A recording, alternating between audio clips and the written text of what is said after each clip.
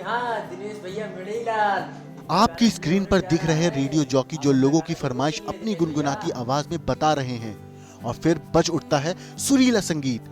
पहली नजर में आपको लगेगा कि ये कोई लोकल रेडियो स्टेशन है और लोगों की संगीत की फरमाइश पूरी हो रही है, लेकिन जैसे ही आप जॉकी के शब्दों पर गौर करेंगे आप चौंक उठेंगे कि बैरक नंबर का यहाँ कहाँ से जिक्र आ गया। तो अब और ज्यादा चौंकने को तैयार रहिए, क्योंकि ये गूंजते फिल्मों के सुरीले गाने दरअसल यूपी के बरेली जिले के जेल में गूंज रहे हैं, जहां जेल के खुद के लोकल रेडियो स्टेशन से रेडियो जॉकी कैदियों की ये फरमाइशें पूरी कर रहे हैं। दरअसल बरेली के जिला जेल में इन दिनों सकारात्मक प्रयोग हो रहा है। ये उन्हीं में से एक है।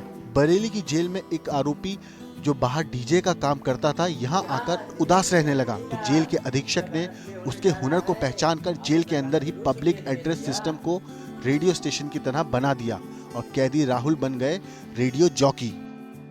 मैं जब यहाँ आया था तो बहुत निराश रहता था, बैरिक में मन नहीं लगता था। लेकिन जब यहाँ मुझे बुलाया गया कि तुम्हारे अंदर टैलेंट है तो दिखाओ अपना टैलेंट और सारे बंदियों को खुश करो, तो मैंने सोचा कि कुछ चला के देखता हूँ, चल जाए।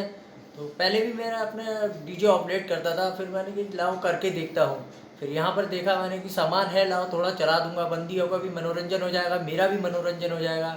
इसलिए ऐसे करके ये मैंने सिस्टम चालू कर दिया। और रेडियो जॉकी की अवधारणा जो है, कोरोना काल में बंदियों को अवसाद से बचाने के हमारे डीजी सर श्री आनंद कुमार साहब के निर्देशानुसार संगीत को एक उचित माध्यम माना गया कि उसको अवसाद से बचाया जा सके।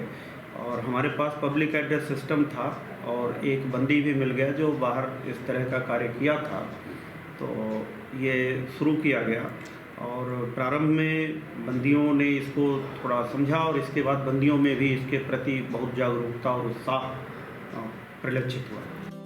जेल में कैदी अपनी फरमाइशें पर्चे पर लिखकर रेडियो जॉकी तक पहुंचाते हैं और वो मस्त अंदाज में कैदियों का नाम और पहचान बताते हुए उनके मनपसंद गाने उन तक पहुंचाते हैं और पब्लिक एड्रेस सिस्टम से ये गाने पूरी जेल में गूंजते हैं, जहां कैदियों को ये गाने सुनकर मन शांत और खुश हो जाता है। वहीं अपना मनपसंद काम जेल के अंदर मिलने से राहुल की खुशी का ठिकाना नहीं है। हमारे पास सबसे ज़्यादा फरमाइशें ओल्ड सॉन्ग की होती हैं और बंदी हमारे पर्चा लिख कर भेज देते हैं या फिर 111 पर हवाला कार्यालय पर फ़ोन कर देते हैं। ऐसे यहाँ तक हमारे पास पहुँच जाती फरमाइश इनकी, इसलिए हम उनकी फरमाइश पूरी करती हैं। कैदियों को रेडियो स्टेशन से न सिर्फ फिल्मी संगीत और गाने सुनाए जा रहे हैं, बल्कि धार्मिक और सामाजिक उपदेश भी सुबह सुबह सुनाए जाते हैं।